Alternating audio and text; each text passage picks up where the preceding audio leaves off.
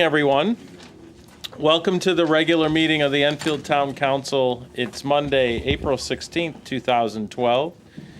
First item on our agenda is a proclamation recognizing Fair Housing Awareness Month. And Peter Bryanton is not here, but and Peter works for the town of Enfield, and this proclamation was requested through Peter. I'm going to read the proclamation, then hand it over to the town manager for if you could deliver it over to Peter. Proclamation designating April 2012 as Fair Housing Awareness Month. Whereas the Civil Rights Act of 1968, which included what is commonly referred to as the Fair Housing Act, Title 8 of the Civil Rights Act, was signed into law April 11th, 1968. Effectively prohibiting the sale, rental, and financing of housing based on race, color, national origin, religion, sex, familial status, or handicapped status. And whereas all Americans should be aware of their rights as set forth in the Fair Housing Act of 1968. And whereas shelter is a basic human need that, if denied, greatly diminishes quality of life, making it essential to affirm the policy that housing in the town of Enfield shall be made available to all persons on the basis of equality and fairness. And whereas in the 44 years since the passage of the Fair Housing Act, judicial and administrative enforcement, as well as public and private efforts to comply with the law, have reduced the barriers in obtaining the housing of one's choice. And whereas the town of Enfield recognizes the values and efforts of those who seek justice through the public and private enforcement of state and federal fair housing laws.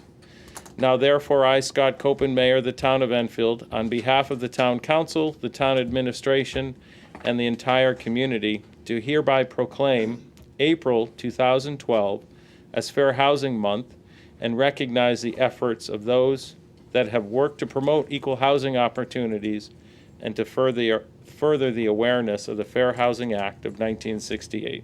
Signed today, April 16th, 2012. Matt, if you could get this to Peter, that would be appreciated. Thank you. And at this time, I'd ask everyone in the audience to please stand for a prayer led by Councilman Tom Kensler, followed by the Pledge of Allegiance. Dear Lord, we ask that you walk hand in hand with us, guiding us with your care and wisdom as we go about the service for our families, our town, and our country. We ask you to comfort and guide those who have recently faced illness or lost loved ones, and especially this week for law enforcement and our military heroes who protect and defend us. This past week has seen the loss of several law enforcement officers around the country, and we ask you to comfort and guide their loved ones through this difficult time. Amen. Amen. Amen. I pledge Allegiance to the flag of the United States of America and to the republic for which it stands, one nation, under God, indivisible, with liberty and justice for all. Thank you, Tom. Next is roll call, please. Councilman Kinsler. Here. Councilman Lee. Here. Councilman Mangini. Here. Deputy Mayor Nelson. Here. Councilman Stokes. Here. Councilman Arnone. Here. Councilman Bosco. Here. Councilman Crawley. Here. Councilman Edgar. Here. Councilman Hall. Here. Mayor Copen. Here. There's 11 members present, none are absent. Next item is our fire evacuation announcement. In the event that the fire alarm sounds here at Town Hall, I remind our audience that everyone must evacuate the building. The closest exit would be to the rear of council chambers and out to the front of Town Hall. But if you choose to take the side door to your right, our left, we ask that you then take the back set of stairs to the back side of Town Hall and out to the parking lot. Minutes of the preceding meetings. The first would be the special meeting of March 26, 2012. So moved. By Deputy Mayor Nelson, seconded by Councilman Kensler. Any discussion? Sensing none, by show of hands, all those in favor? Those opposed? Any abstentions? One abstention.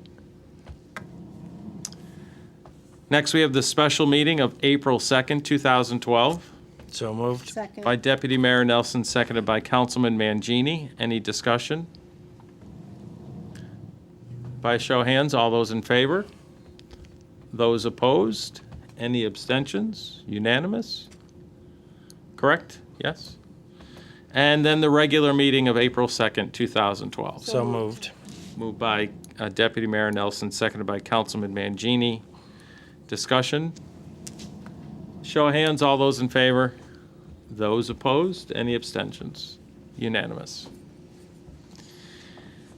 Next is our special guest section of the agenda, and tonight we have two special guests. First, I'd like to call forward representatives from KITE, Key Initiatives to Early Education.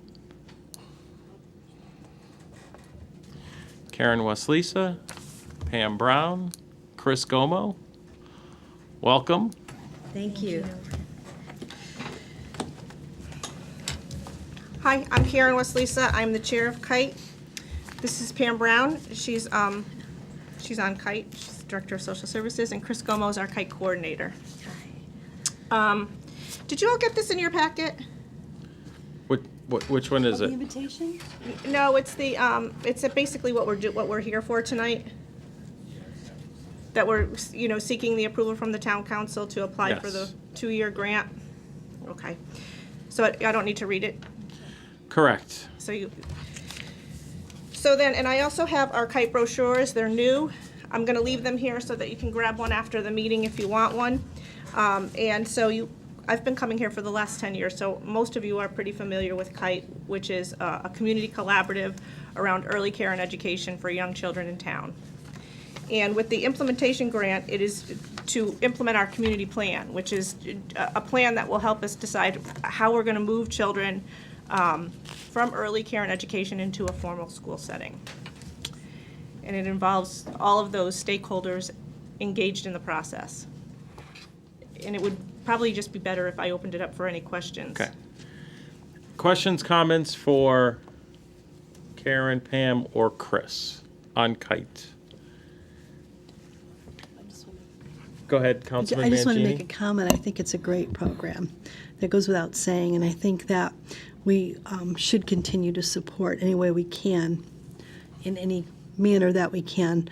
The benefit, of course, we have no way right now of measuring, and I think years to come we'll be able to see the great benefit.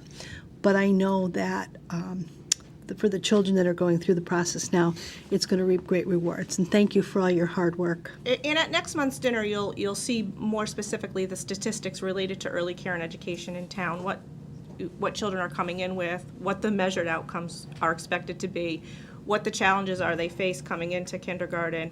All of that will be presented, and what we need now is the opportunity to apply for the grant. Any further comments? Councilman Kensler. I just wanted to thank you guys for the hard work and the love and support you put into this program, and just keep doing the job you're doing. We're behind you. Thank you. We appreciate it. Anyone else?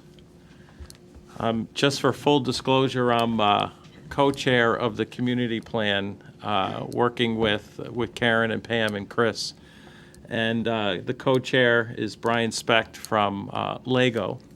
And it's been a 2-year process, and I tell you, what KITE and the organization is doing today really has picked up the steam and is moving forward, well organized, well planned, well supported, and supported by the business community. We had a great meeting probably a month ago, hosted by LEGO, to pull in additional business support for KITE's initiatives, because everyone realizes that it's just not government that's going to make KITE be a successful program within the community. It involves the business community, we have the parent-student involvement, we've got the activist involvement, the people are truly interested.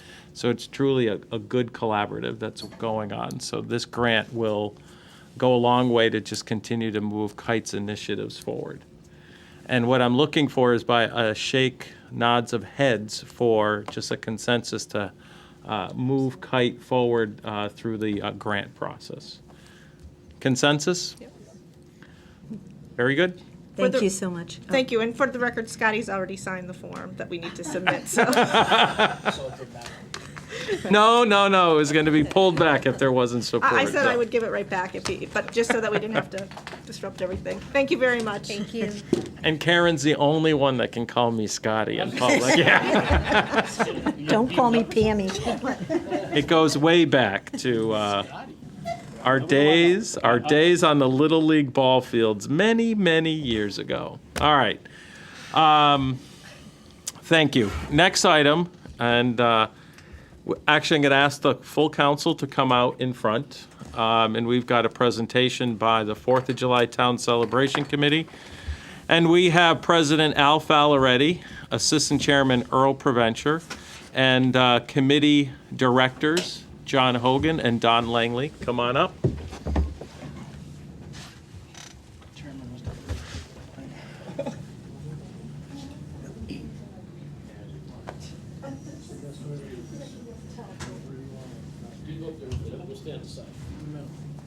Right in the middle.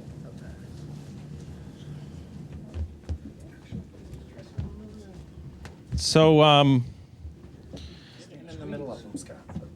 come on, John and Don over here, or, okay. So we've got, we have our representatives from the 4th of July Town Celebration Committee. This is Earl Provencher, our Assistant Chairman. This is Al Falaretti, the President of the organization, and two committee directors, Don Langley and John Hogan, otherwise known as Hoagie. So they're here for a presentation. I'm going to turn the microphone over to Mr. President. Thank you, Scott. On behalf of the Enfield 4th of July Celebration Committee, we would like to make a donation to the newly erected monument, which honors all of our veterans who've served and who are serving now. It is a pleasure to present the town of Enfield with a check for $5,000. Thank you, Al. You're welcome, Scott. Now I'm going to allow our council liaisons, Cindy Mangini and Tom Kensler, if they want to have any words on behalf of the town council. Thank you. I just wanted to say thank you to all of you for your hard work, for your dedication, and certainly for your consideration and donation. Working with the Monument Committee, everyone's trying to bring forward the purpose of the monument, which is to honor our veterans, and this certainly does help out. And I just want to say thank you on behalf of everyone and to all your hard work. Thank you. Thanks, Cindy. Ditto. Cindy said that very well. Also, just the tireless work that and if everyone in the town could see all the red shirts that actually are involved with this effort every year. You guys are the talk of this part of Connecticut. You do a great job, and you do it with a lot of hours, a lot of effort, because you love the town so much, and we really everyone appreciates it. Thank you. Thank you. Thank you, Tom. Any other comments from the council? All right, Greg wants a photo. I got it. He got it. Thank you very much on behalf of the town, and I'm gonna actually let you turn that over to Matt and Dan, because I can't walk away with that check. So again, on behalf of the town, thank you very much. Thank you, Mr. Mayor. We appreciate it. Thank you. Thank you. Thanks, brother.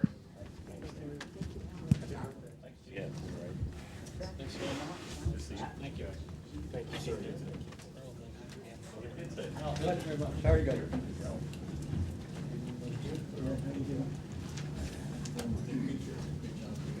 Our pleasure. Glad we could help. Missed the presentation. Yeah.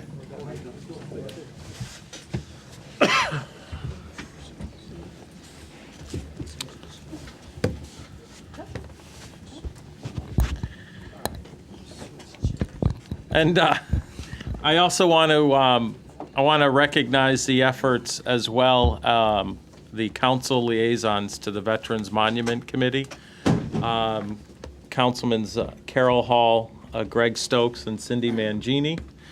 and the assistance by the head staff guy, Dan Vendini.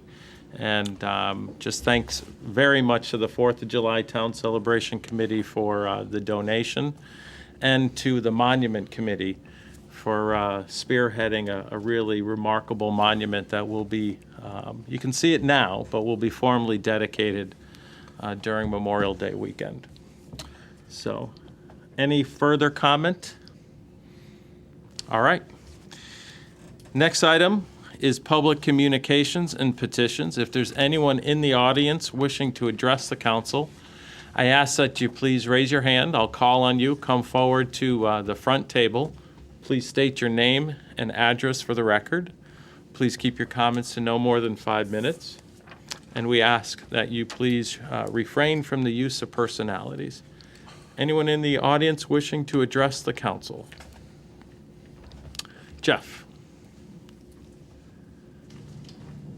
In his nice Boston Red Sox golf shirt. We should allow him to speak. It was a tough 10 afternoon. minutes tonight. Tough afternoon for sure. Jeff Myjack, 3 Sharp Street here in Enfield.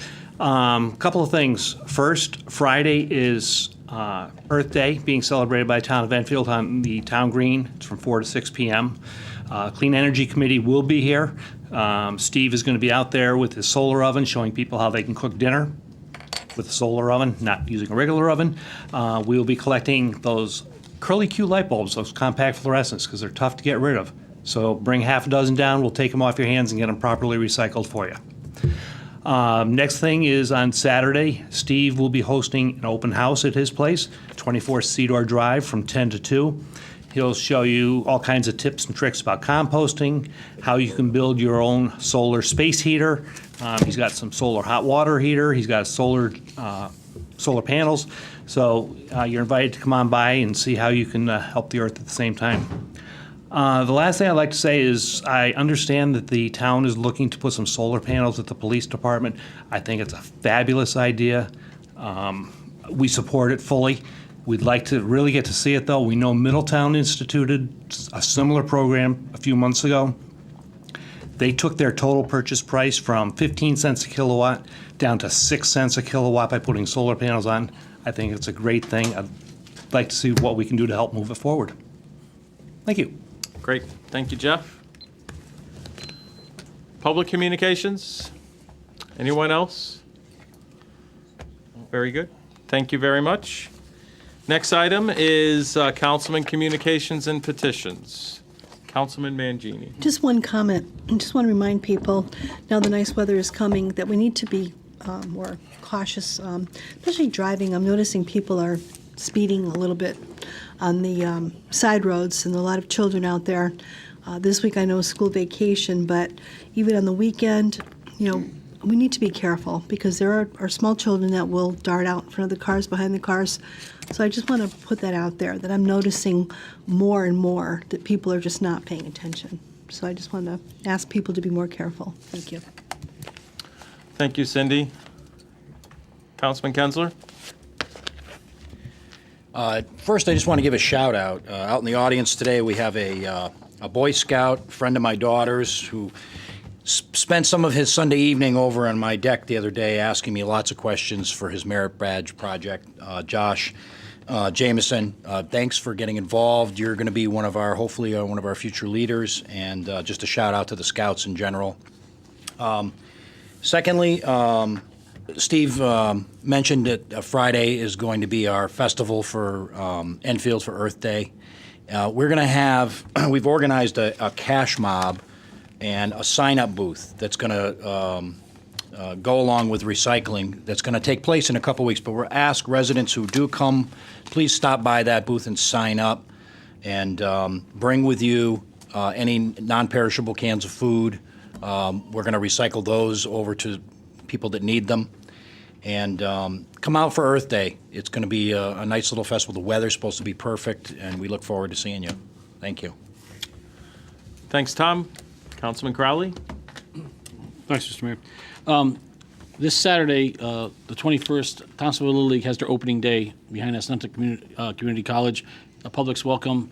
Get a chance to stop by, see some young kids out there having a blast playing baseball. Boys and girls play, and it's a fun day for the kids, and it's a great day. Hopefully the weather will cooperate, and we'll have a great day. This Wednesday, we have a budget meeting in the Enfield Room, but next Wednesday, the 25th, I believe, is our public hearing, and it's important that the public come to Enfield High School. 7 o'clock, is it? 7 p.m. 7 p.m. Just wanted to make sure before I said the wrong time. And voice your opinion on a budget. Get a chance to look at it, come down, talk to us. It's important that we hear from the public because we want to know what you have to say about it. We have to make a very tough decisions. We have a lot of tough decisions to make as we are deliberating for the budget. But it's good that we get your input. And sometimes people think that we don't want to hear it. That's the complete opposite. We do want to hear it. I'd love to see a packed auditorium, and we have the town. It's never happened since I've been on the council. Usually the biggest draw is the town employees that have to be there. So please come next Wednesday night and let us know really what you think about the budget because it's important to us. Thank you. That's all I got. Thanks, Pat. Councilman Communications, Councilman Hall.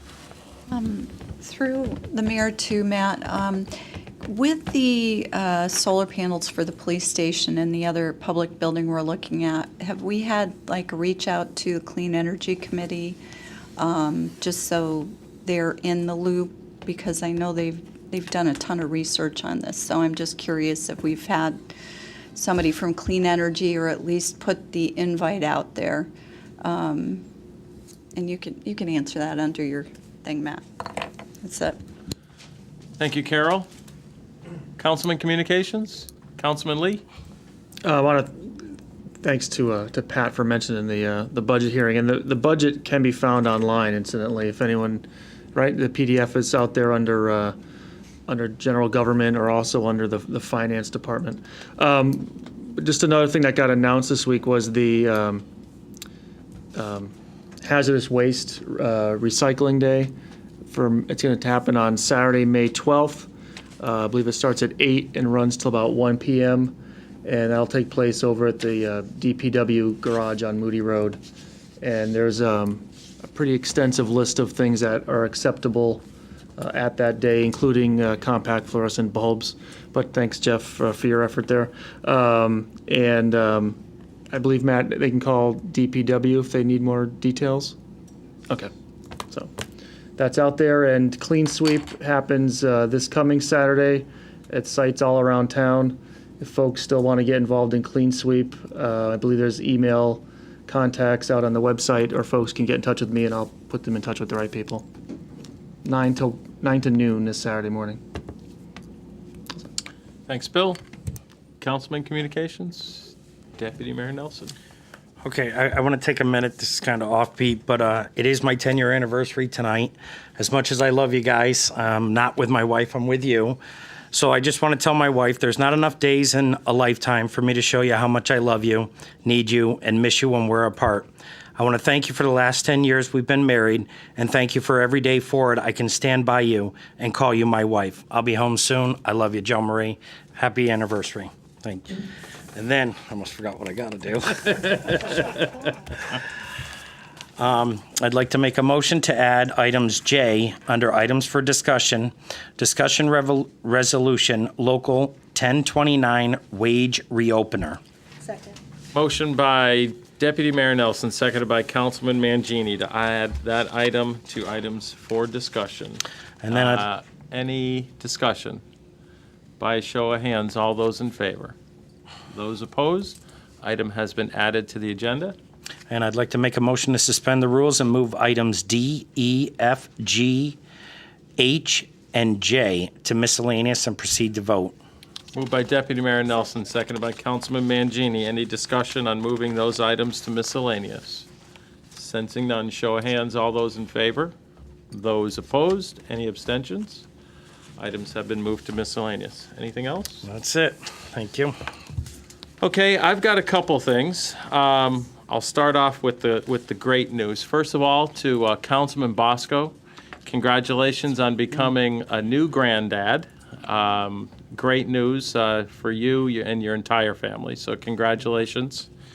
And to Ken and to Joe Marie at home, happy 10th anniversary. I posted congratulations on Facebook this morning, and Joe Marie asked me to give you a kiss, and which I told her no, but I'll give you a handshake.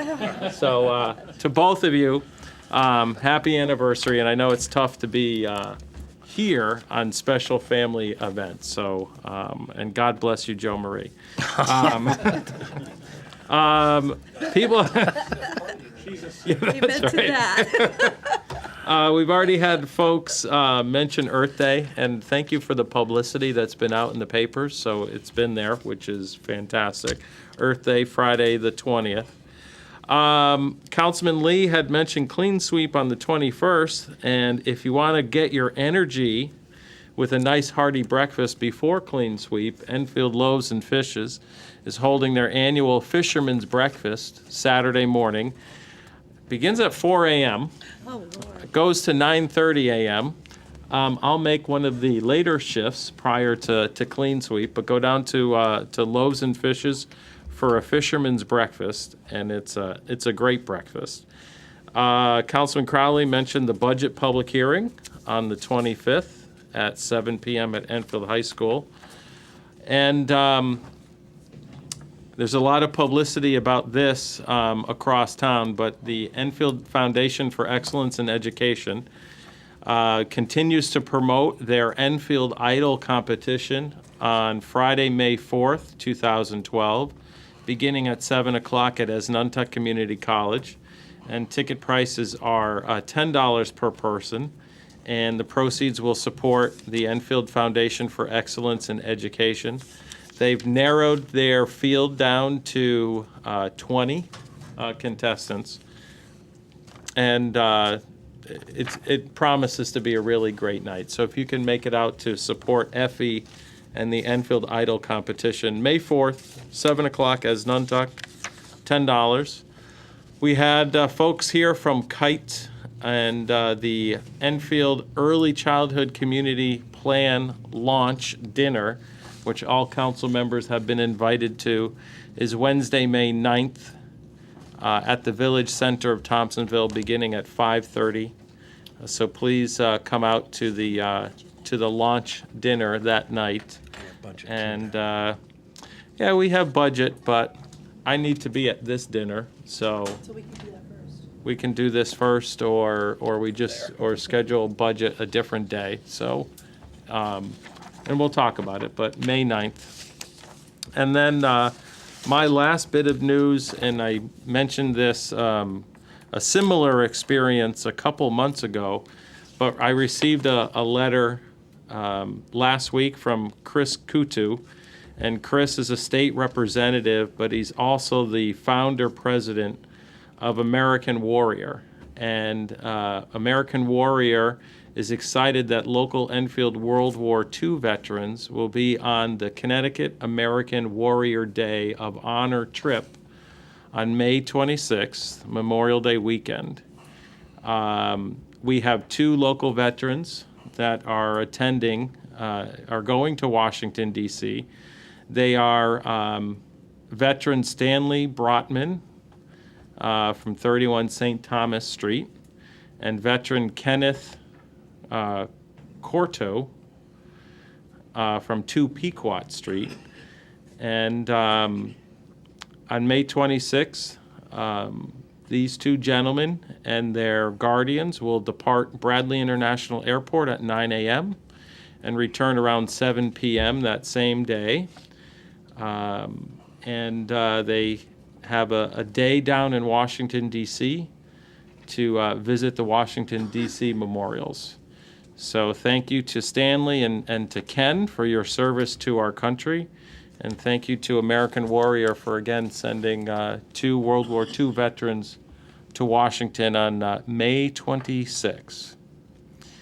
So, and hopefully, maybe we'll be able to get one or both of them to come in and give us a quick recount of their experience in Washington once they return.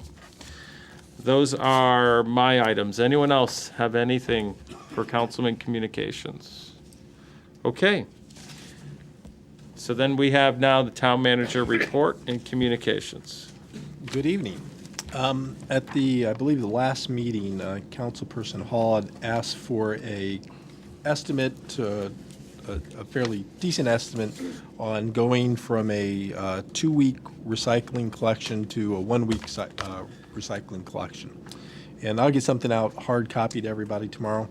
But generally, we would, according to DPW, we'd have to add 2 more trucks at a cost of $586,000. So that's the capital cost of this.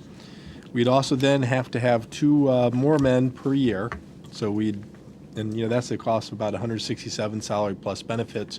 But what we'd probably do with that is take those that we had on the recycling before and just move them back to the recycling. But that is a cost because now we're using them for the refuse collection. The fuel is estimated at about $81,749 per year. And then a maintenance for 2 vehicles that we've experienced with our recycling trucks is approximately $30,000 a year. So all total, if you add all those up, it's about $865,000. Obviously, the capital is once every probably 10 years in terms of replacement cycle. So that's a fixed cost year after year of about $278,000. That was one of the reasons why we went to every 2 weeks, is to eliminate those costs. Yep, go ahead, Carol. What's the gain for the fees if we increased our recyclable tonnage? Is there any sort of financial gain for the amount of waste that would be recycled if we picked up an extra week? Well, that's assuming that there's going to be. People are going to fill. I mean, right. that's the hard part with this, is guessing that if we, spend the $278,000 a year, are we going to see appreciable? Every ton's $22.50 starting in November. Okay. So that would be the case. I just, I really, we moved to the collection the way we were because everybody was saying if we did that, they would recycle more. Right. And to move off that, I don't know if we're going to gain what the amount is right. that we I mean, we I would don't collect. think we're going to recover that. Okay. My solution to that, which is very, very cost effective, if you need a second tipper, we'll provide it for free. It's $50, and we know that we're going to get that money back in our recycling. Okay. So if somebody does need another bin? Yeah. I think that's, especially early in the program, that's the more cost-effective way to go right now. And we will pick it up along. If they put 2 bins out, 2 bins will go. Correct. Okay. Yep. Thank you. Good. Yeah, and we've been contacted by a number of residents that wanted 2 or another one, and we haven't had any difficulties with that. Along with what Carol's saying, would it be beneficial for us just to have the driver know how many tipper barrels are actually overflowing in a 2-week period? Because if it does turn out to be quite a few of them, well, then maybe we should go to but if it ends up being, 5% of the public, then it's cheaper just to give out the second barrel. Yeah, no, I know in talking with the acting director, in this conversation, we want to make sure that we are keeping our eyes open to see what's going on. Again, even though I think we've had success in terms of the increase, it definitely isn't the type of numbers some people thought we were going to be seeing by moving to this. And so we are trying to get an understanding of why we're not seeing more recycling. And so all these anecdotal things that come our way, we're processing. I mean, just like the thought of going, does it deliver what we think it could deliver? But also keeping the eyes open to see how many are out there with overflowing with only 1 tipper barrel. And we make that suggestion. I think the concern right now we're still experiencing is that people are mixing in things other than recyclables in that stream, unfortunately. And what about the people who don't recycle, who aren't putting out the tipper barrel? I mean, is anything being done about that, or? Well, a couple things. One, we had talked, I think it was last year or year before that, about actually enforcing the code that requires you to recycle. I think there was pushback saying, we don't want to be the trash police and doing things like that. it's a conversation that I know we with council had in terms of, let's get the program implemented, let's, get to the level we think we're doing the best we can with the PR and the awareness, and then sit down again with council and say, okay, the next step is to start enforcing the code, which says you're supposed to be recycling, and come up with a good, and that's what we're working on now, is coming up with a methodology that you feel comfortable that we're making sure we can identify those people that aren't recycling on a regular basis. So I think that's what we're working on. We'll probably be talking to you late summer, early fall about the next evolution of that, which is, okay, here's how, we've been identifying those people that aren't recycling, making sure you're comfortable, and then going to the next step of reaching out and talking to people. But you believe that our public relations campaign is maxed out? We've done everything that we can do? Well, I think we're always going to be doing more and more, but there is only so much education awareness is going to do. We saw it, last year when we started talking about doing some things, and we were promoting in terms of putting stickers on people's tipper barrels where they weren't recycling. There's only so far the education awareness will go. At some point, there are going to be people that just aren't recycling. We've had at least one instance where we know this recycling isn't happening because they took the blue barrel, painted it gray, and started putting trash in it. So we didn't dump that. No, that was trash. But we did take that back and replaced it, I believe, with a blue tipper barrel like they're supposed to have. So, but those are the type of things that we're experiencing right now. It's going to come to a point where we're going to have to enforce the law to reach, the level of recycling we want to reach. Right. And so that is going to happen. If we don't do it, then we're gonna max out in terms of what the education awareness does, and we'll start slipping backwards again. Right. Okay. Thank you. Councilman Arnone? We're up 28% now. It's starting to climb rapidly with the new barrels. Is that what it is? 20? Well, no, and I can't remember the exact. I think it was around 13 or 14%. I can't. That number. that's okay. I do know that we are recycling at a rate of about 23% of everything we're collecting. And what is the standards we're going to reach that most municipalities reach before it doesn't go any further? What's a good percentage of recycling? Well, first, the state wants us, I believe, by 2025 to be up around 50%, or actually over 50%. We've heard, and we're trying to follow up to find out exactly what experience these people have. I mean, we've read it in the newspaper, that when they switch over, they're going to 30% recycling rates overnight. We're not seeing that. So again, we don't know how much they're trying to justify their program in other municipalities. Or what's different about Enfield, because we didn't see that tremendous increase the first 3 months. We saw an increase, which is great, but not to what other communities have promoted when they switched to a tipper automated system. So recycling is just the blue barrels, or does that also include to the state's yard waste? Is that included too as recycling? In the number? Yes, it does. I believe the state's numbers do include the yard waste, and if you throw yard waste in there, I think we're in the 30-some percent. I just getting off the top of my head. But yeah, we're still low, regardless. Right. We're still nowhere close to where the state says we need to be, and I think from the yard waste piece, we've probably reached the max on that. I mean, there's really not much more we can do. Right. To get more yard waste. And so obviously the focus has been on what we know is going into the municipal solid waste stream, which is a lot of recyclables. So again, when you drive down a neighborhood and you see continuously the same addresses without tipper barrels there on a day in, week in, week out basis, that they are producing recyclables. I mean, everybody is producing recyclables, but they're not putting them in the proper stream.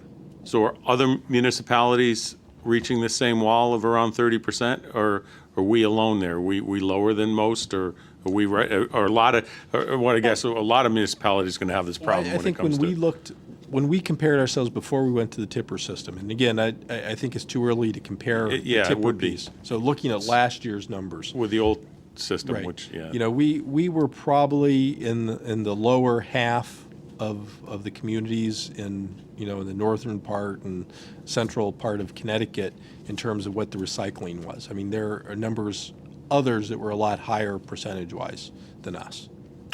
Thank you. Thanks, Tom. Councilman Kensler. Matt, just a thought, in terms of coming up with a plan to increase recycling through strength. Would one of the possibilities discussed possibly be just threatening to take that person off the grid totally and let them go dump their trash and pay for it themselves? Has anybody talked about that? Yeah, actually that is kind of the ultimate way that the code envisions taking care of this issue. The problem with that is we know that trash is going to go somewhere, and where it might be in an ideal world to say, oh, it won't be picked up free in front of my house, I'll go take it someplace else or have a company come purchase it. It's usually going to end somewhere, out on a desolate road. Well, even taking it out on a desolate road is a lot more work than wheeling out your barrel. So Yeah, no, I agree, but that's ultimately where it goes if it's not. the going other into thing garbage. is, the old system was 4 of those buckets equals 1 tipper barrel, and in my house it's now I do 3 buckets worth every 2 weeks instead of 1 bucket a week, so I've increased mine. A tip that maybe some residents can use if they're having trouble remembering to do it, what goes, what doesn't, is if you have a closet and you have a barrel in it in your house, a small barrel, a wastebasket, put the recycling one in front of, closer to you. So you have to go over the recycling one to actually throw something out in the regular trash. And I found that when I did that, my kids now are recycling and, oh, that's right, I can take that apart and throw it in. And it's helped out a lot. And we should be able to triple our recycling. Right. Thanks, Tom. Councilman Crowley. I'm sure it's been thought of, Matt, but what about if we just, on the recycling weeks, if we go by and your barrel's out, but your recycling barrel isn't, just keep on going. Just bypass that house. Not taking them off the grid totally, give them a chance to get back on again. But if you're going to wheel out, if it's your week to have recycling and your recycling barrel's not out with your trash, then you know what? You deal with it. Just a thought.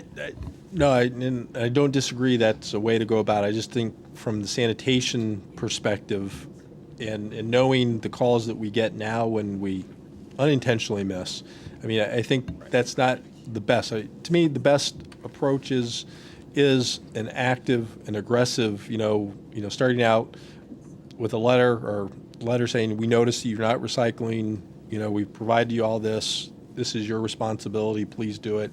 And then going through a fine, for those things and trying to do it that way. Okay. But again, I think before we get to that point, we have to make sure that we're collecting the information in a way and be able to demonstrate to you as council that we've collected in a way that you can say, yep, that house definitely is not, recycling. And so that's one of the things we're working on right now. Okay, thanks. Okay, anyone else on recycling? Go ahead, Matt. And to address Councilman Hall's question about utilizing resources from the clean energy, because clean energy is a part of the energy task force, we've been working very, very quickly and very closely with CCM.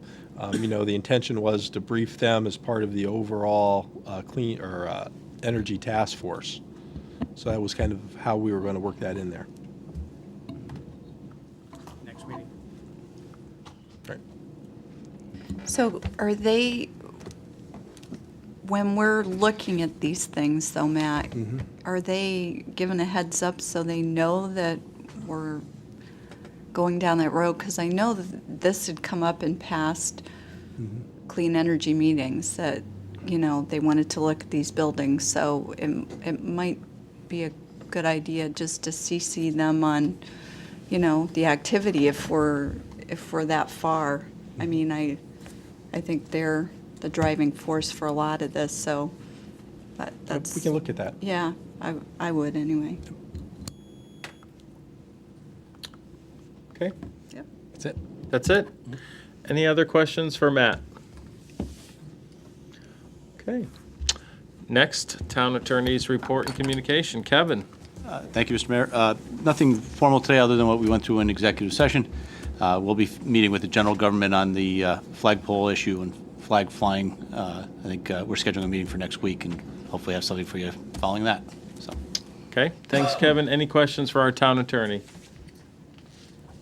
Thanks. Next item, reports of special committees of the council. Councilman Mangini. Thank you. I have one report from CCM. We had a legislative session. We also had a board meeting. We had the opportunity to hear from Stephen Pryor, our new commissioner, Department of Education, and he handed out some booklets, the 2012 education reform that our state is going to be practicing. Quite interesting. And I also believe that our Board of Education members have had the opportunity to hear from Mr. Pryor, Commissioner Pryor as well.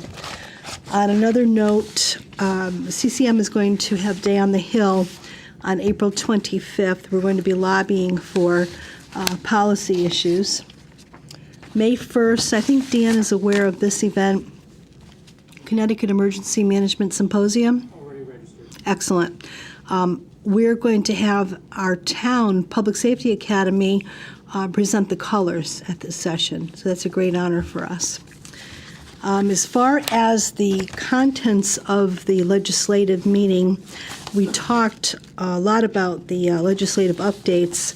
I have the mandate report. I'm not going to go into all the details because it was a 3-hour meeting, but there were a couple of bills that were of interest. Delinquent property tax would give municipalities the option to charge interest of 12% instead of 18% to delinquent property taxpayers and to require the interest be charged daily instead of monthly. This could create a $14.5 million hole in our budgets, in our municipal budgets. There's a few different bills that are being proposed that are of very much interest to us. Concerning the valuation of real property acquired by eminent domain, would require municipalities increase compensation paid to homeowners for the acquisition of property through the eminent domain, and they're referring to the Kelo versus the City of New London decision. Property exempt taxes for solar installation is another item that's being lobbied for businesses and industrial property. I also brought up the fact that perhaps we might want to look seriously at trying to get some tax breaks for residents, if residents are interested in going that route. So that would follow suit once we can maybe make some headway on the industrial and the business. So again, I have a whole list, but if anybody's interested, just let me know. I'll scan an email or what have you, or post it through our IT department on the web. Thank you. Thank you, Scott. Thank you, Cindy. Any other reports of special committees of the council?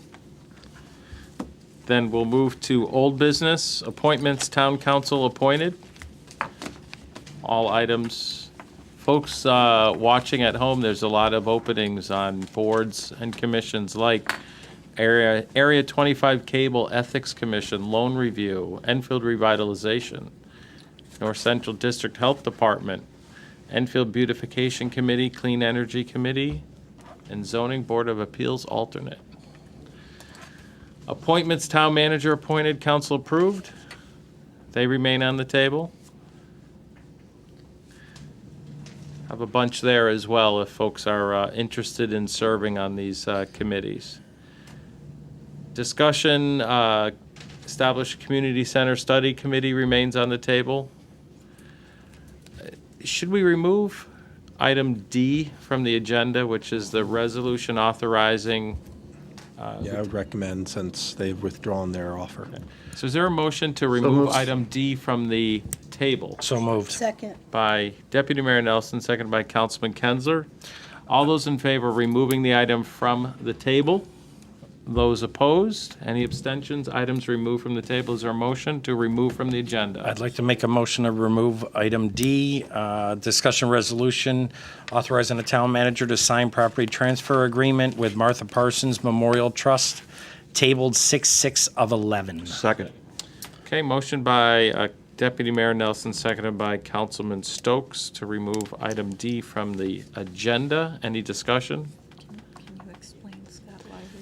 Sure. The town was in receipt of a letter from the Martha A. Parsons Memorial Trust that they were no longer pursuing the property transfer of the Skidco Schoolhouse on Broadbrook Road.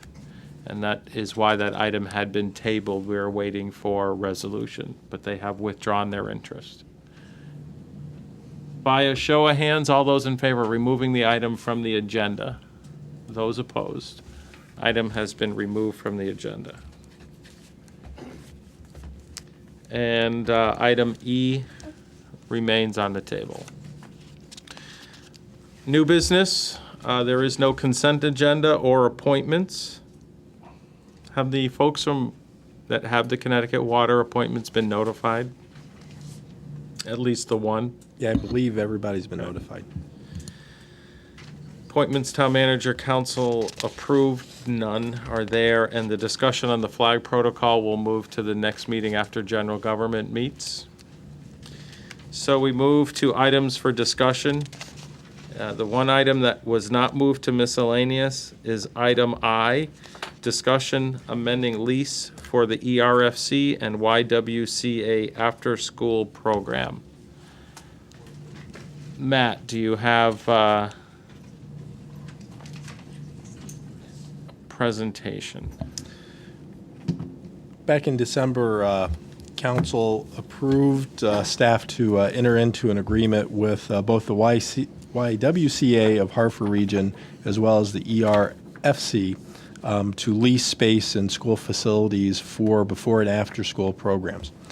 Since that's happened, we've had conversations with both parties who've requested some amendments or changes to those contracts that though were not attached to the resolutions and requiring to come back to council. I just wanted to make sure before we did anything with those, make sure that council was comfortable with the changes. And for some, they're not really tremendous, but they are what we felt to be substantive in a nature that council should be aware of and make sure that they're okay with it.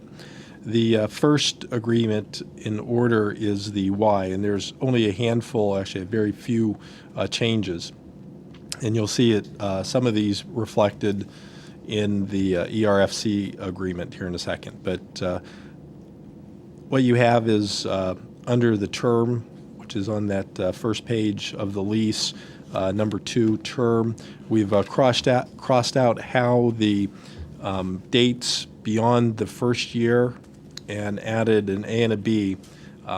Effectively, they wanted both parties wanted 10-month contracts rather than 12 months. And so the language was changed to reflect the 10-month contract as well as spell out those subsequent years as part of the 5-year extension that would occur after the first 2 years.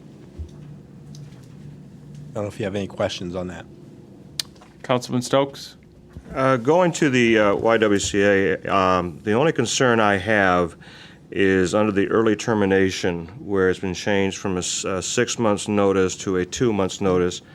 And my concern is 6 months gives parents enough chance to be able to, find other means or whatever. 2 months kind of concerns me that it could be a quick announcement and say right in the middle of March, they're told the last 2 months of school they have to find other programs. That concerns me. So. And in the discussion, and I hadn't got to that one yet, but okay, I'm sorry. Just real quick, the next change again is reflective of going from a 12-month to a 10-month, and so there's again highlighted the rent in the amount of 1/10 of the total rent, and I explained to them that the rent is the rent. How it's parceled out, whether it's a 12-month contract, it's over 12 months, or 10. If it were 5 months, it would be the same dollar amount over the 5 months. So they're aware of that. And then the last one for the Y is, and this is just for the Y, this was their request to go to a 2-month written notice. Their rationale behind it is that being the first year of the program, they don't want to be having to make a decision that would require them to carry through with their second year. but it would cost them more money, or they wouldn't be able to financially sustain it, and the end result would be them canceling anyways, but be in violation of the agreement. And so they wanted that taken down from 6-month notice to 2-month notice.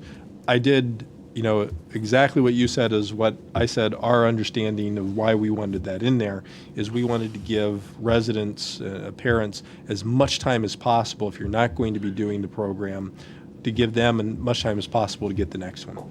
So I agree. I can see both sides of that.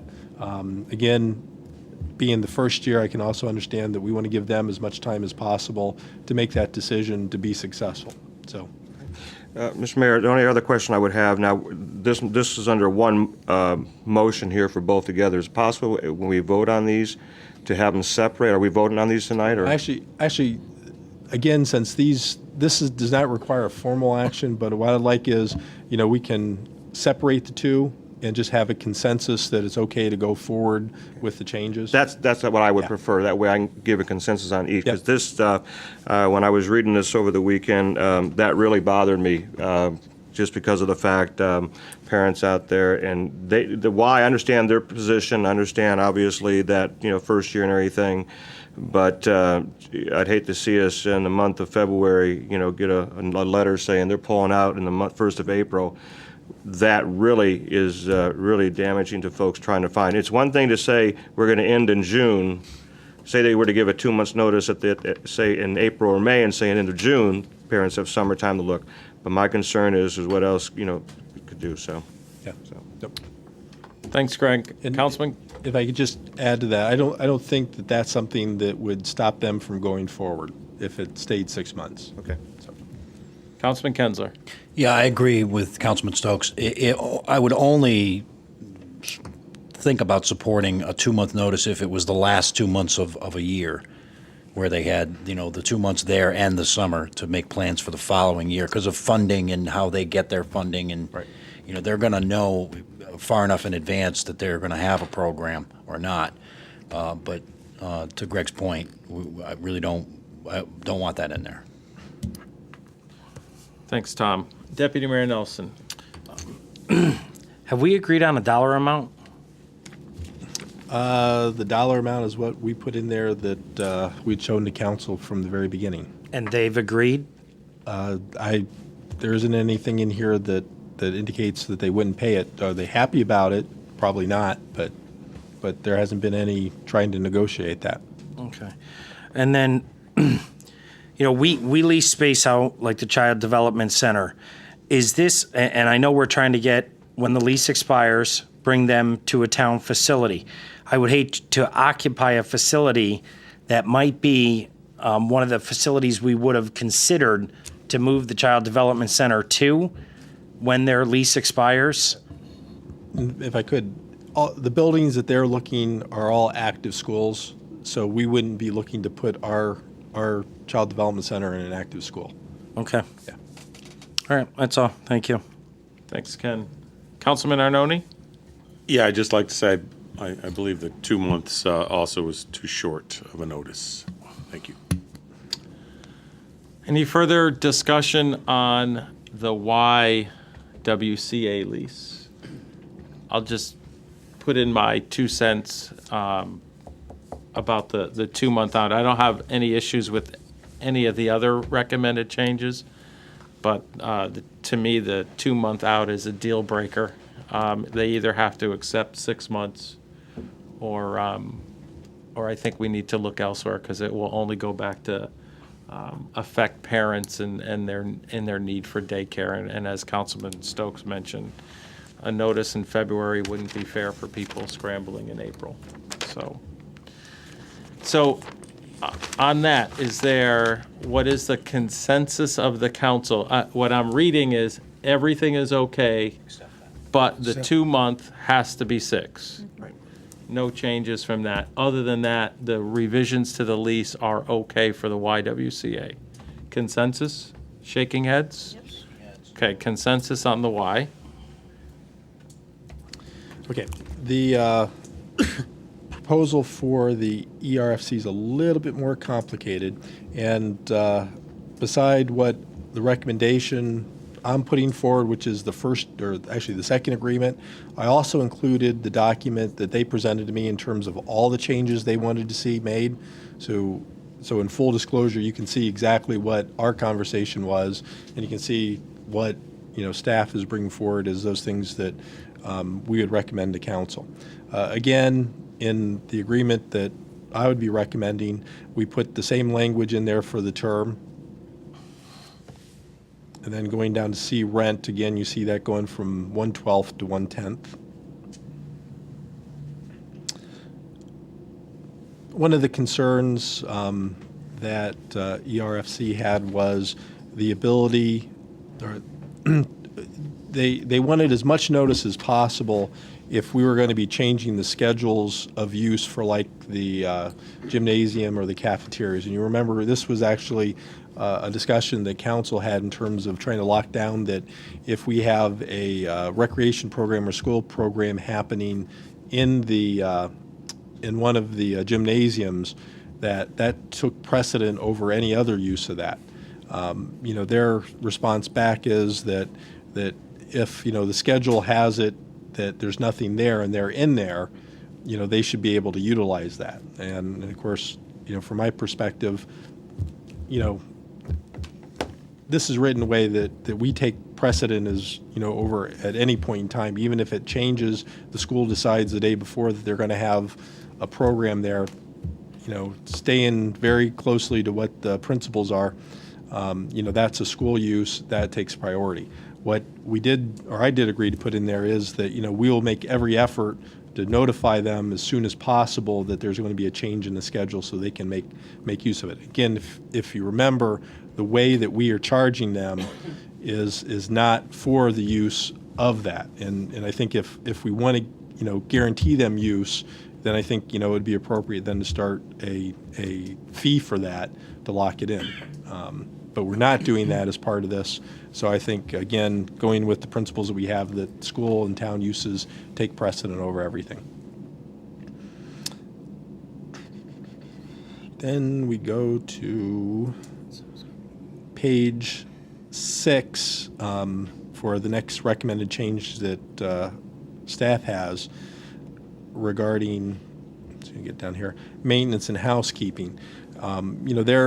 They brought forward that they do not want to be held accountable for a messy room that a teacher left, or be responsible for that. And so they actually, as you can see in there, had a little bit lengthier. I tried to put it into the language that we had in terms of the maintenance and housekeeping, and change it to: the tenant will return the premises to its original condition, i.e. a functioning classroom, following each period of use. Tenant will document any room found in an unusual condition and will make reasonable efforts to return the room to the condition found at the beginning of the tenant's day, but clear of tenant's properties and trash. And again, what we don't want is that, the teacher had changed the formation of the desk and put them all the way to the, extremes of the room. They come in, they shouldn't be held accountable to put him back into the standard row. I mean, that is a responsibility either of our staff or the teachers to do that. They shouldn't be held accountable for that. And so, their proposal to make, a documentation that when we went into this room, this is what we found it in, this is how we returned it. So they're not being held, hostage or accountable for being charged the $50 excess cleaning fees. So those are the things that we're recommending forward. Again, when you look at what they had sent forward, the one thing that I think that they were very concerned about is under our insurance clause and the general liability claim, that our agreement lists that they have general liability of $5 million. They had recommended, or they had offered for $1 million for each occurrence. They indicated that the cost of that was an excessive cost that would, and I can't remember exactly what the numbers were on it, but it was an excessive cost to go with the $5 million. And again, I don't feel comfortable changing the town's liability. That was recommended by our consultant that oversees this. It's what we put into our lease with the PSA. The didn't bring up any issues with that. And so obviously, I'm not going to recommend that we put the town in a position that's going to be, hindered or hurt in any way should there be an occurrence that is very costly.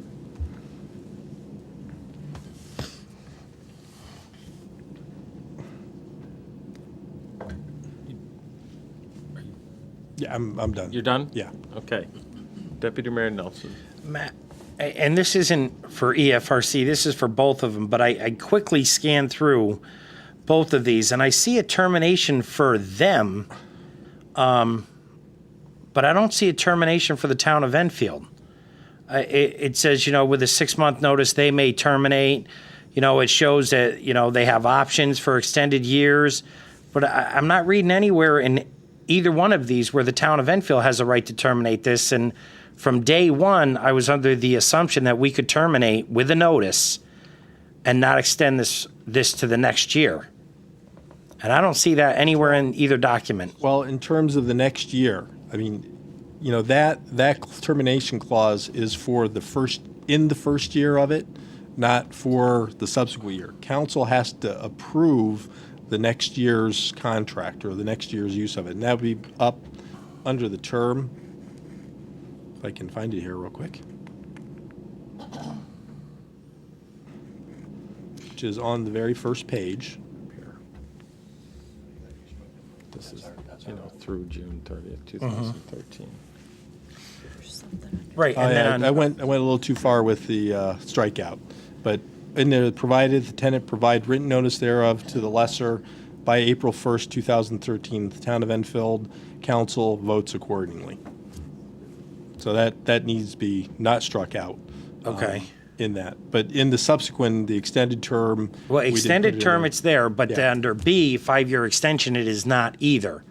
Right, and we discussed that, and the thought was that if in, those first 2 years where council has the ability to not have the program going forward, by the third year, which would be when that kicks in, it's a program that you're familiar with, comfortable with, and there wouldn't need to be that. But I mean, again, if that's council's desire to put that clause in there, we can.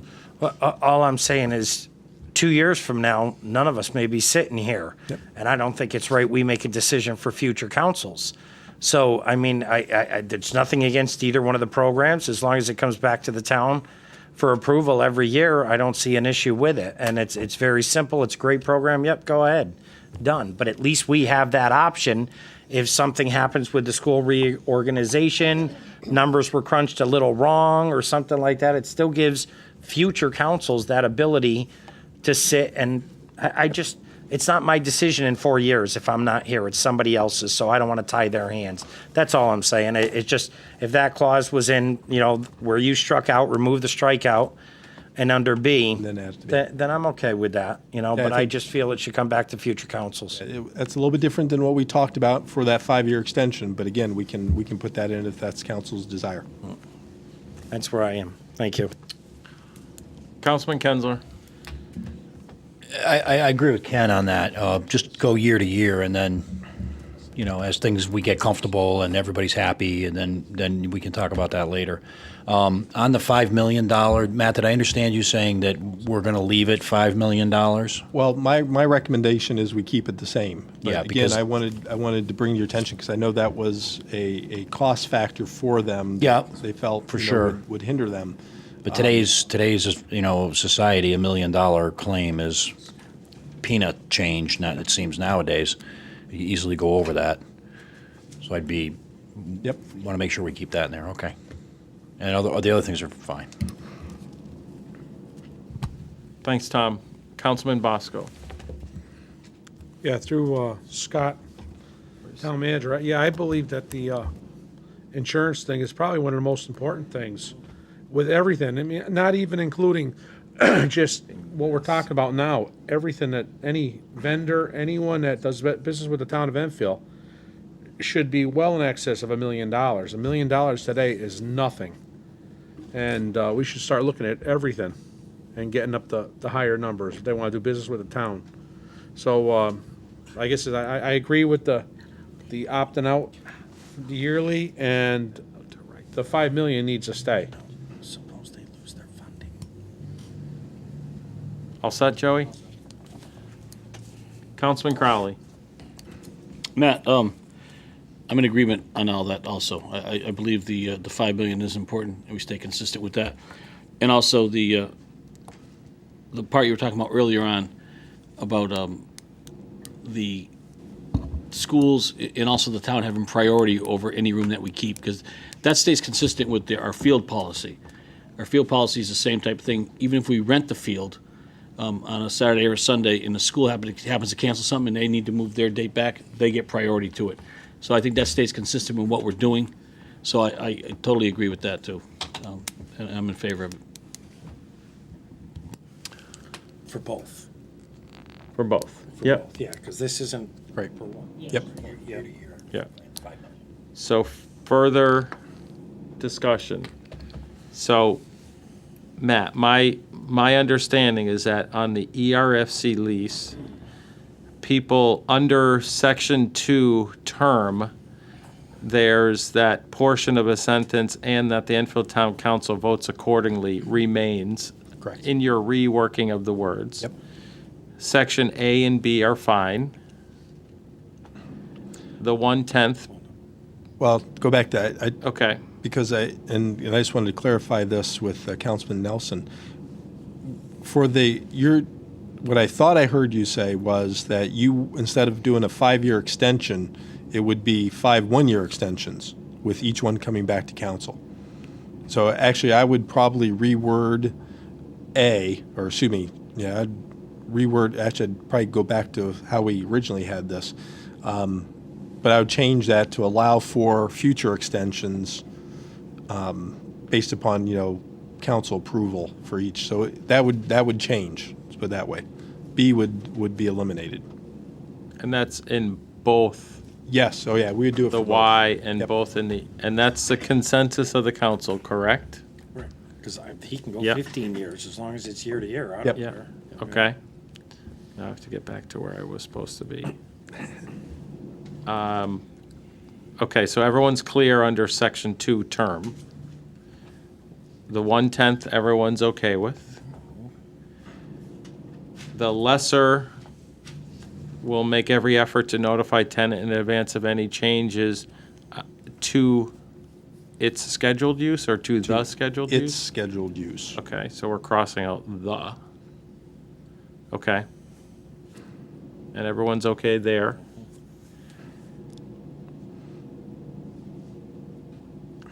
People want to keep the $5 million policy.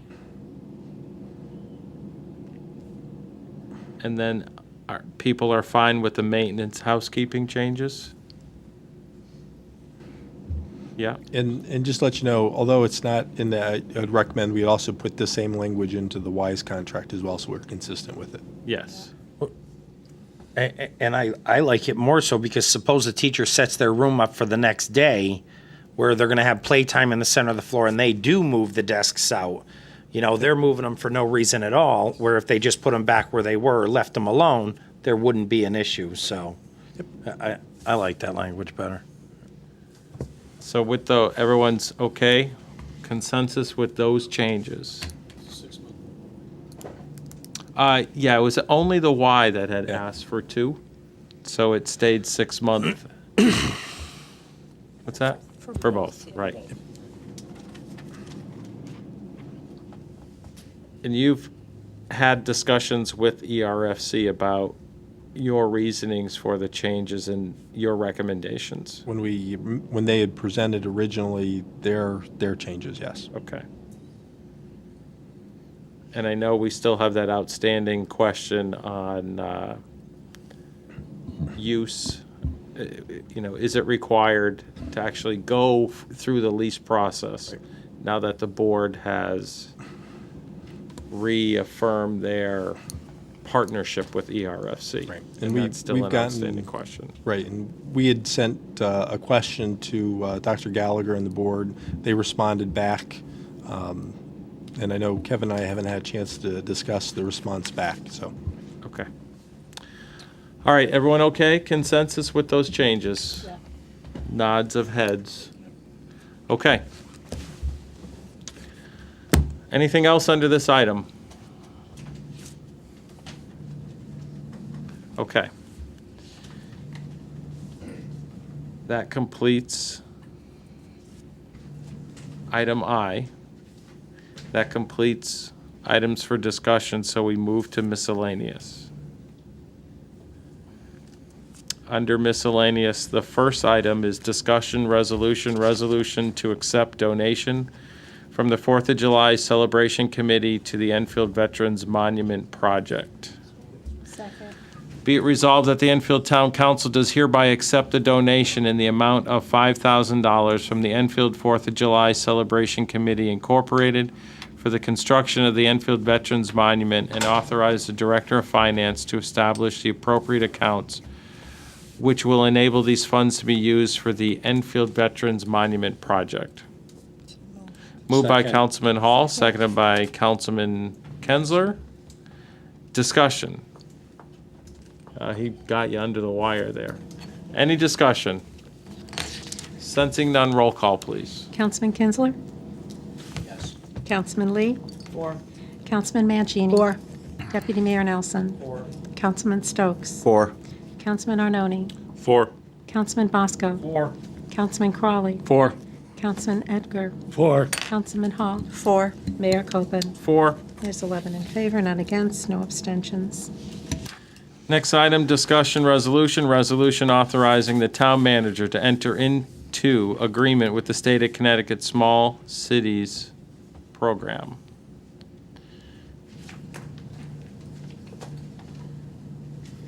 All right, I gotta get to them.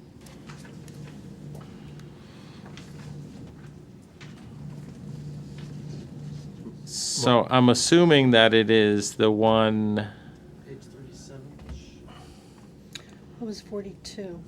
42. Right, whereas federal monies are available under the Connecticut Small City.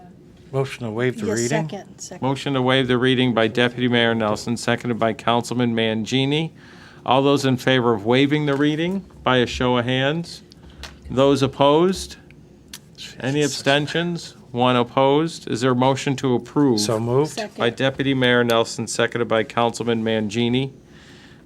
Discussion. Sensing none, roll call, please. Councilman Kinsler? 4. Councilman Lee? 4. Councilman Mangini? 4. Deputy Mayor Nelson? 4. Councilman Stokes? 4. Councilman Arnone? 4. Councilman Bosco? 4. Councilman Crawley? 4. Councilman Edgar? 4. Councilman Hall? 4. Mayor Copeland? 4. There's 11 in favor, none against, no abstentions. Next item, discussion resolution amending the job descriptions of EMT, paramedic, supervisor, and captain within the EMS department. Resolved that the Enfield Town Council does hereby approve the above referenced revised job descriptions in the EMS department. The title of the new lieutenant job description will replace the former supervisor job description in the EMS department. The revisions to these job descriptions will have no impact on the current salary allocated for these positions. So moved. Second. Moved by Deputy Mayor Nelson, seconded by Councilman Hall. Discussion. Councilman Edgar. Yes, I have one question for you on the lifting requirements. On the captains, you have 150 pounds, and on the others, you have 100. Wondering why it's different, or it shouldn't be reversed. That's how it was originally created, and that was not one of the sections that we discussed changing. I don't know why it was originally like that, but we just left that as it was. In reading through, I just wondered why. I know it's not one of the things that wasn't changed, but that question arose in mind. It doesn't seem to be right. Further discussion. Sensing none, roll call, please. Councilman Kinsler? 4. Councilman Lee? 4. Councilman Mangini? 4. Deputy Mayor Nelson? 4. Councilman Stokes? 4. Councilman Arnone? 4. Councilman Bosco? 4. Councilman Crawley, 4. Councilman Edgar, 4. Councilman Hall, 4. Mayor Copeland. 4. There's 11 in favor, none against, no abstentions.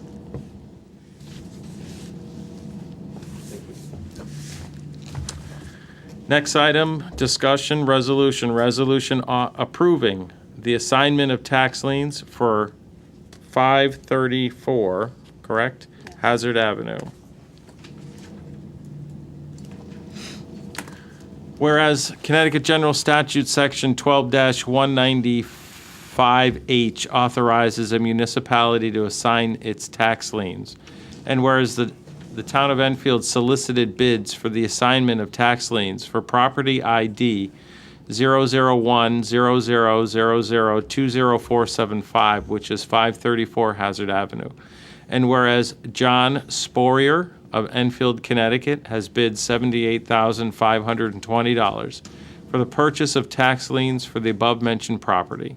Now therefore be it resolved that the Enfield Town Council does hereby approve the assignment to John Sporier, and be it further resolved that the town manager is authorized to execute all documents as required and approved by the town attorney for the assignment of the tax liens. So moved. Second. Moved by Deputy Mayor Nelson, seconded by Councilman Mangini. Discussion. Sensing none, roll call, please. Councilman Kinsler, 4. Councilman Lee, 4. Councilman Mangini. 4. Deputy Mayor Nelson. 4. Councilman Stokes. 4. Councilman Arnone. 4. Councilman Bosco. 4. Councilman Crawley. 4. Councilman Edgar. 4. Councilman Hall. 4. Mayor Copeland. 4. There's 11 in favor, none against, no abstentions. Next item, discussion resolution regarding 2012 Household Hazardous Waste Collection Program.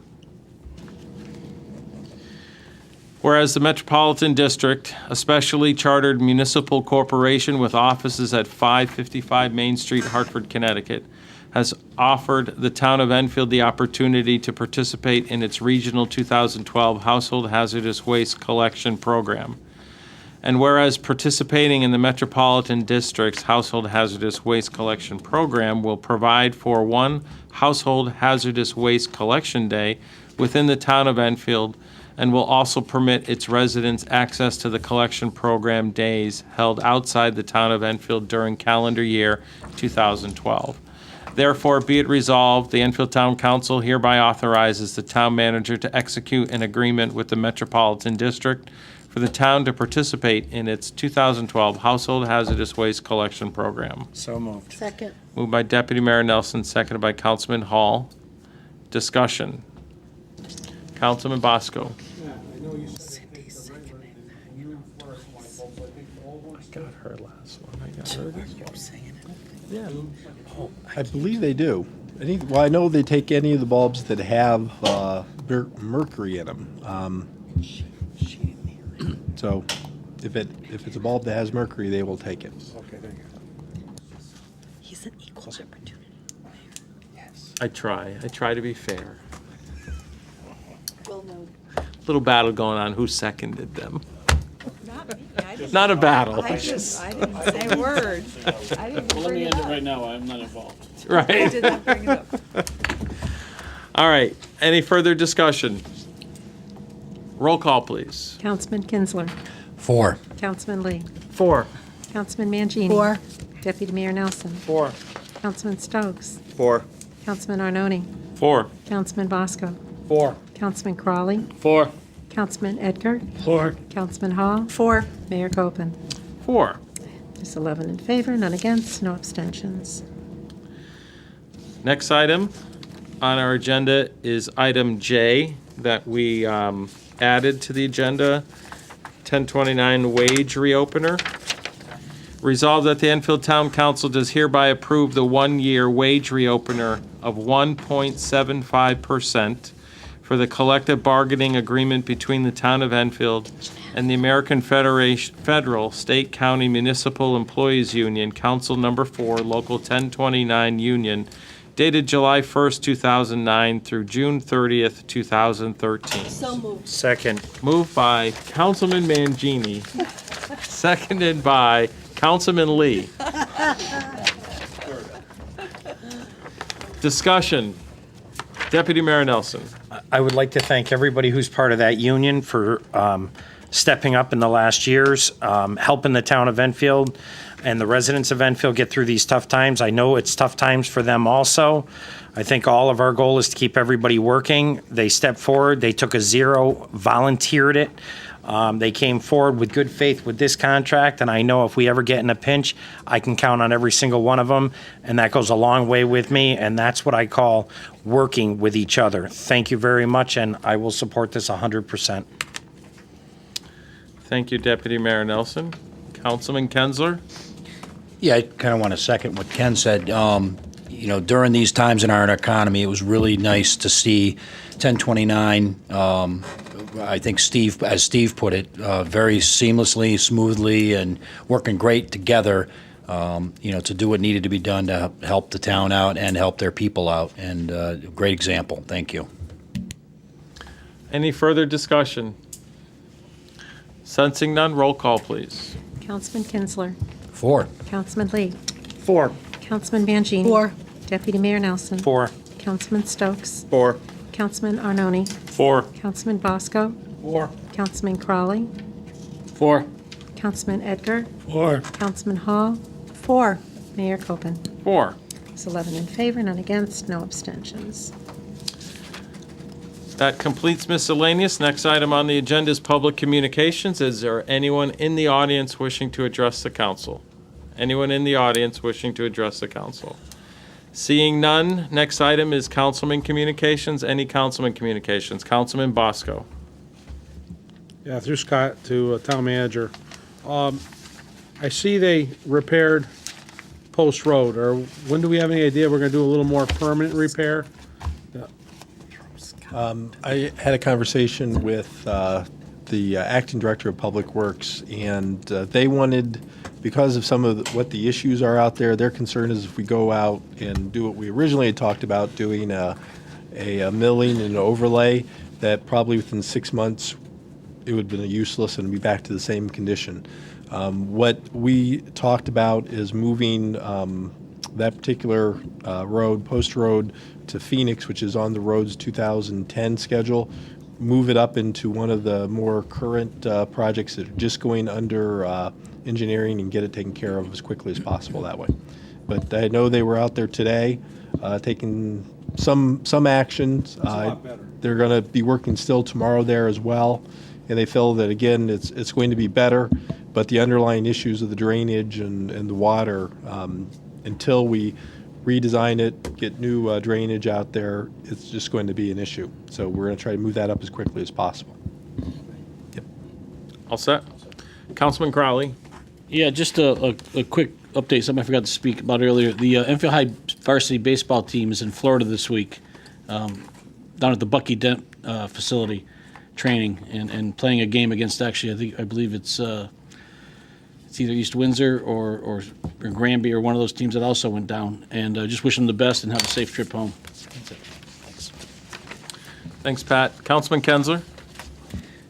Through the mayor to Matt, could you, Matt, just for 30 seconds, speak to the CLMP tree program right now? I know that I called you the other day, and there was wholesale cutting back about 20 feet from the power lines on certain streets to try to prevent the next, a natural storm from taking down a lot of lines. They're getting very proactive, and that, how the town is not actually paying that bill, and what that involves. Thank you. They're doing, I believe they call it an extended trimming program in certain areas of the town, primarily in those areas where they have year over year a lot of incidents of power outages caused by tree or limb versus wires.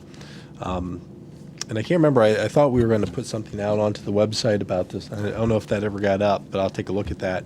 I'm sure we did have their press release posted. Okay. We put it up there. But yes, they are being very aggressive based upon our experience, not only with Alfred, but also, these areas are areas that if there's a strong wind, I almost guarantee you they're going to lose, those circuits are going to lose power. And so they are being a lot more aggressive. And, I know we're getting some other areas where, they call it deforesting, clear cutting going on. But, you really, there is no in between. It's either you take care of the issue so you don't have any risk of that, or you run the risk of it happening again. As the gentleman from Missouri who was out in our yard, that came up during the storm crisis said, down south, we take it and make a 20-foot hole, circle around the wires. Up here, you guys do about 3 feet. So I guess we're going to the Missouri mode. Thank you. Anyone else? I got one item. Just because I received an email tonight. Delinquent tax list being posted on the website. If you can provide an update to council when that is anticipated to be up. Our director of IT should be back in, I think, Monday next week. That's what I need to find out, why we can't do it on a daily basis or a weekly basis automatically. So that's what I need to find out. So worst case scenario, we still have the option of just posting it with a disclaimer at the bottom saying this is updated through April 1st. Right. And do it monthly. Be reflected monthly, correct. But we're trying to get it to daily, weekly, right, and then monthly worst case. Correct. Okay.